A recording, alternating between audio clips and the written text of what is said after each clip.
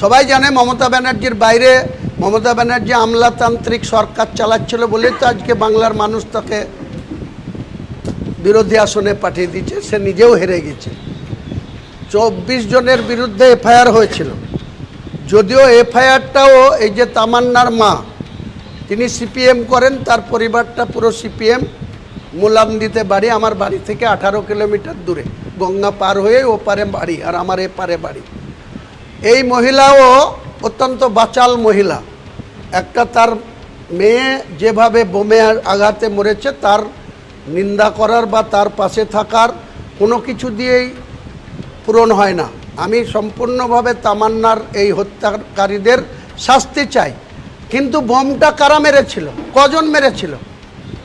ওখানে সিপিএম, ওই সেজমিলন্দিতে সিপিএমের শক্তিশালী সংগঠন, তারা নির্বাচনের টাইমে আলিফা আহমেদ, যে নাসিরউদ্দিন আহমেদ যে কালীগঞ্জের বিধায়ক ছিল, তার মৃত্যুর পরে যে উপনির্বাচন যেটা 23শে জুন রেজাল্ট হয়েছিল, 23শে জুনের যেখানে তার বাড়িতে গিয়ে বোম মেরেছিল, ওই মেয়েটা নিষ্পাপ ছিল, তার কোনো দোষ ছিল না তামান্নার, কিন্তু তার মা বাপের ক্যাডারগিরির জন্য সেই বোমটা তার বাড়িতে মারতে গিয়ে দুর্ভাগ্যবশত তামান্নার গায়ে বোম লেগেছিল। বোম ছুঁড়েছিল তো দুজন ব্যক্তি, তাহলে সাজা হলে, ফাঁসি হলে সেই দুজনের হবে, বা দুজনের সঙ্গে যদি 8-4 জন সাপোর্ট দিয়ে থাকে তাদের 6 জনের হবে। একবারে ভোটার লিস্ট দেখে 24 জনের নামে এফআইআর করে দিল। তাহলে পুলিশ কেন এতদিন করেনি? এখন নতুন মুখ্যমন্ত্রী অ্যারেস্ট করাচ্ছে।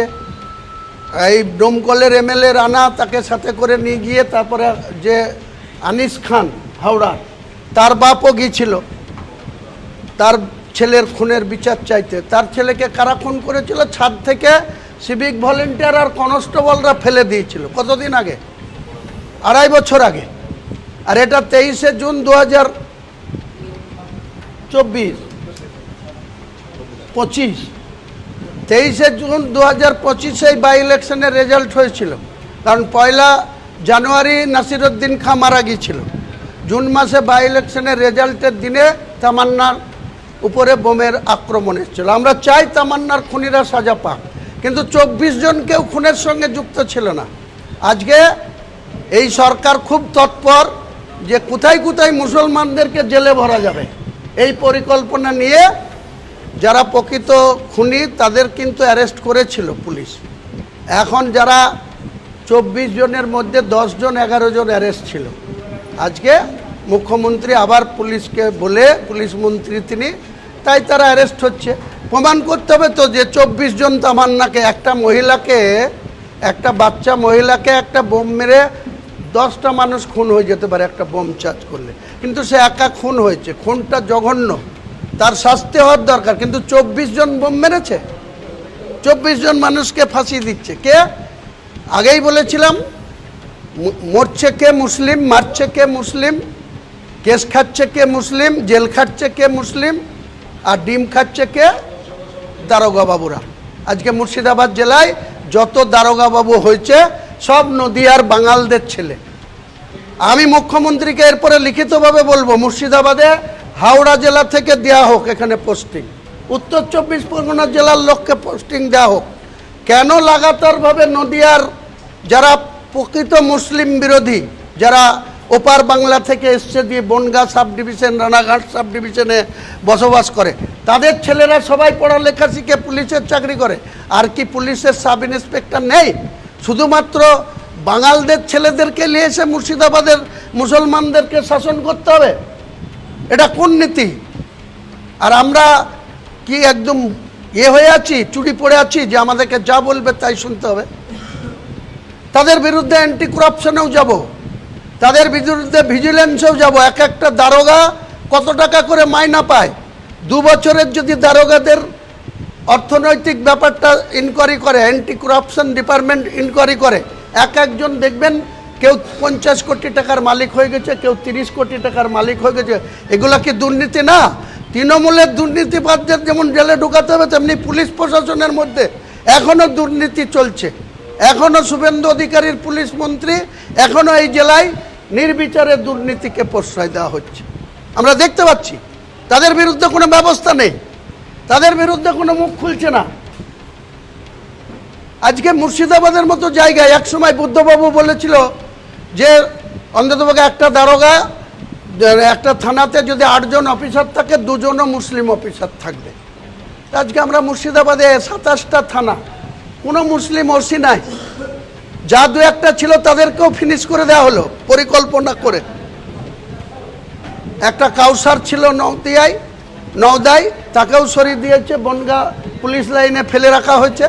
এখানে মুর্শিদাবাদের একটা ছেলে খুরশিদ আলম রেজিনগরের ওসি ছিল, তারপরে সাগরপাড়া এতে ছিল, হ্যাঁ, সেখান থেকে তাকেও গ্যারেজ করে দেওয়া হয়েছে। এটা কি ধর্মনিরপেক্ষ রাষ্ট্র, না এটা কি হিন্দুস্থান হয়ে গেছে যে তারা যা বলবে তাই শুনতে হবে আমাদেরকে? তারা সংবিধান মেনে চলুক। হুমায়ুন কবির দেখে যান হুমায়ুন কবির কালকে বিস্ফোরক মন্তব্য করেছেন। দাঁড়ান আমি একটু হালুয়াটা খেয়ে নিই। ডিমের হালুয়া। আমি পবিত্র মহরমে আমি আমন্ত্রণ পেয়েছি। আমন্ত্রণ পেয়ে আমি বিভিন্ন মহরম কমিটিতে ওখানে গেছি, গিয়ে আমার মায়েরা ওখান থেকে হালুয়া নিয়ে এসে খাইয়েছে। আজকে এই মেলা উদ্বোধনে আমি এসেছি। হুমায়ুন কবিরের কষ্ট হয়েছে। হুমায়ুন কবির দেখছে আমাকে মহরমে ডাকছে না, হালুয়া কম খেয়েছে। আমি চাষিদেরকে অনুরোধ করবো, আমার মায়েদের বোনদের অনুরোধ করবো, হুমায়ুন কবিরকে ডেকে একটু হালুয়া খাইয়ে দেবেন। উনি যে নোংরা রাজনীতি করছে, ওনার কষ্ট হয়েছে, একটু হালুয়া খাইয়ে দেবেন। বলতে চাই, উনি বলেছেন যে ভরতপুরে হেরে গিয়েও নাকি ওনার আস্ফলন, অনামিকা ঘোষের আস্ফলন হয়েছে। আর আমি হেরে গেছি, অকপটে স্বীকার করছি, কিন্তু এতগুলো মানুষের মনে আমি জায়গা করে নিয়েছি। আজকে হুমায়ুন কবিরকে বোঝা উচিত, আজকে হুমায়ুন কবিরকে বোঝা উচিত। আমি বলতে চাই, উনি আস্ফলনের যে গল্প শোনাচ্ছে, উনি এই ভরতপুরের বিধায়ক ছিলেন তো? এই সালারে চলতো হচ্ছে তোলাবাজির রাজনীতি, সালারে চলতো, ভরতপুরে চলতো থ্রেট কালচারের রাজনীতি। আমি জিততে পারিনি, কিন্তু ভরতপুরে আর কোন থ্রেট কালচার নেই, ভরতপুরে সালারে আর কোন তোলাবাজি নেই। আপনাদেরকে বলে যেতে চাই, কোন তোলাবাজি থ্রেট কালচারের রাজনীতি এই ভরতপুরের বুকে হবে না। তাই হুমায়ুন কবিরের গায়ে লেগেছে। তোলার ভাগটা হয়তো ঠিকঠাক যাচ্ছে না, তোলার ভাগটা ঠিক মতো যাচ্ছে না, তাই হুমায়ুন কবিরের গায়ে লেগেছে। আমি বলতে চাই, আজকে এই পবিত্র মহরম উপলক্ষে যেই মেলাতে আমি এসেছি আমন্ত্রণ পেয়ে, সেই মেলা উপলক্ষে আমি বলতে চাই, আপনি যে ভেদাভেদের রাজনীতি করছেন, মনে রাখবেন সরকার বদলেছে, ভেদাভেদের রাজনীতি করবেন না। আপনি আমার মুসলিম সম্প্রদায়কে সামনে রেখে নোংরা রাজনীতি করছেন। আপনি বলছেন বিজেপি দেখলে মারবো, লাখ লাখ মুসলিমকে নামিয়ে দেবো রাস্তায়। আমি এখানে প্রশ্ন করতে চাই আবারও, আমার মুসলিম ভাইরা আপনারা বলুন, আপনি কি, আমি এখানে এসেছি, আপনারা কি আমাকে মারবেন? কোন হিন্দু ভাইকে মারবেন? কোন বিজেপির কার্যকর্তাকে মারবেন? আমি বলতে চাই, এ কথা কোন মুসলিম ভাইরা বলবে না। সব সুইচ করতে পারে, যা খুশি তাই করবার আইনের নাম কখনো মানুষের আইন হতে পারে না। এই আইনের মধ্যে দিয়ে যা খুশি তাই করার আইন নিয়ে আসা হচ্ছে। পশ্চিমবঙ্গে সন্ত্রাসবাদী রাজ্য আগে ঘোষণা করুক সরকার, আগে সরকার ঘোষণা করুক পশ্চিমবঙ্গ টেররিস্টে। জম্মু কাশ্মীরে যা হয় বাংলায় কি আমরা তাই দেখবো? বলুন। আরেকটা বিষয়, তৃণমূলের যারা তথাকথিত বিদ্রোহী এমএলএ, তাদের কারোর বিরুদ্ধে কোনো ব্যবস্থা নেওয়া হবে না, কারণ এটা মূলত বিজেপি পার্টির তৈরি করা একটা ক্লোনড তৃণমূল। অর্থাৎ বিজেপি পার্টির একটা বাছুরের দল হচ্ছে বিদ্রোহী তৃণমূলেরা। তাই তাদের বিরুদ্ধে কোনো ব্যবস্থা এই সরকার নেবে বলে আমার মনে হচ্ছে না। যদি নেওয়ার হতো তাহলে এত দেরি করার কোনো প্রয়োজন পড়তো না। এটা অদ্ভুত এক রাজনীতির সংমিশ্রণ দেখতে পাচ্ছি বাংলায়, যেখানে 15 বছর রাজত্ব করার পরেও সরকারি দলের সহযোগিতা প্রশ্রয় পাচ্ছে তথাকথিত বিরোধী দলের পরিচয় দিয়ে, অর্থাৎ ক্লোন তৃণমূল হয়ে তারা বিরোধী দল বানিয়ে নিজেদেরকে বাছুরের দলে রূপান্তরিত করেছে। তার জন্যেই তারা দলে নিয়ে কিছু হবে না। এই ঘটনার মধ্যে দিয়ে প্রমাণ হয়ে যাচ্ছে বাংলার মানুষের কাছে যে যা তারা প্রত্যাশা করেছিল বিজেপি পার্টির কাছে, সেই প্রত্যাশা তাদের কাছে অনেক হাজার মাইল দূরে। এটা যেন বাংলা মানুষ মনে রাখে। দাদা তারাতলায় সবাই জানে এগুলো হয়েছে, গুঁড়ো করে দেওয়া সব, কিন্তু বিক্ষুব্ধ তৃণমূলে ঢুকলে আবার ঠান্ডা হয়ে যাবে না। আমি একটাই বলতে চাই যে সব কিছু হোক, কিন্তু বিক্ষুব্ধ তৃণমূলে ঢুকে গেলে যেন সব ঠান্ডা হয়ে না যায়।